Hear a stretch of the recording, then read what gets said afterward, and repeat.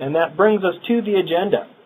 Again, having a very consistent approach is helpful, and I think, Robert's Rules has a lot of formality. I don't recommend that, but having a very orderly process is definitely helpful, and I do recommend it. Some of the things that we suggest you have would be starting with apologies. And again, this, we've got so many different people attending here in large organizations and small. So obviously, if you've got a very small group, it might be that everyone knows, but with project management meetings where there's 10 people or more, start with apologies, who could not attend and why. Then, in terms of having a process where you've got continuity between each meeting, it's vital that you start the meeting with the actions that were from the last meeting. What were the to-do items that people agreed upon at the last meeting? Talk about those up front, right at the beginning, because that makes sure and that sets the stage for making sure everybody knows that that's serious, that's important, and you're going to follow up and report. And that helps keep people on track in terms of doing what say they're supposed to do and need to do. Then, next, go to an update. And again, focus on things that might need, coordination or internal communication between different departments or something at a company-wide level if you're at a milestone or if you are rolling out a certain phase. Also, focus on dependencies. The reason you've got different people involved is because people bring a different perspective. And so when certain items that have interdependencies between functional groups, that's what you want to be focusing your time on and discussing. Because there's going to be areas, hopefully, for optimization or improvement, and you don't get that optimization unless you talk about it. The next topic would be risks and issues. And that is a broad category that could cover things from scope or scope creep, whereby the initial scope of the project may have been X and now it's creeped into Y. The specification may have changed.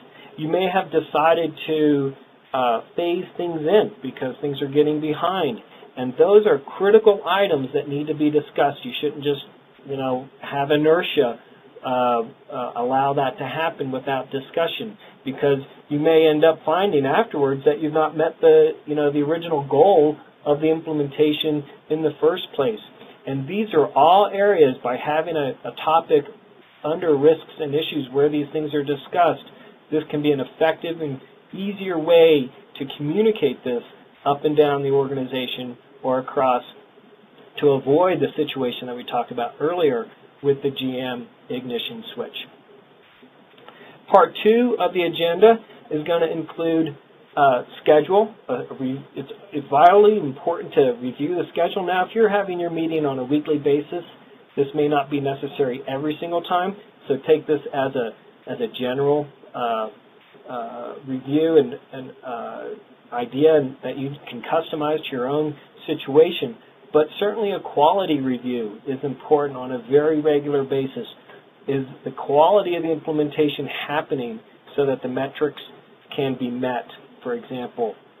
And again, this might be where that ignition switch issue could arise, either in the risk and issues topic area or in a quality area. That's why it's important to have quality as a standalone item.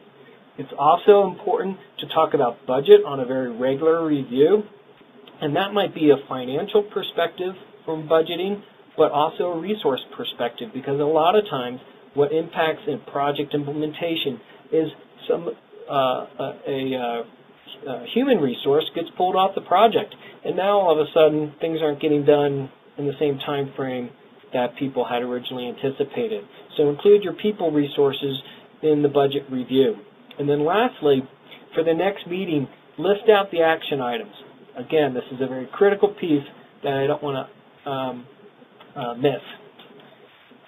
Optional things, some of those might have been optional in your situation. Other things that might be optional are decisions. You won't have decisions every time, One thing that I do want to talk about, though, is improvement. I think there's, because these are recurring meetings, there's a significant room for improvement by scoring the meeting, giving that feedback to the leader, and then on a somewhat regular basis, whether it's monthly or whatever, try something new with your meeting and discuss it. You know, let everybody know that you're doing something new and why, and ask for feedback specifically on the new thing, because that can really help over the long term be more effective.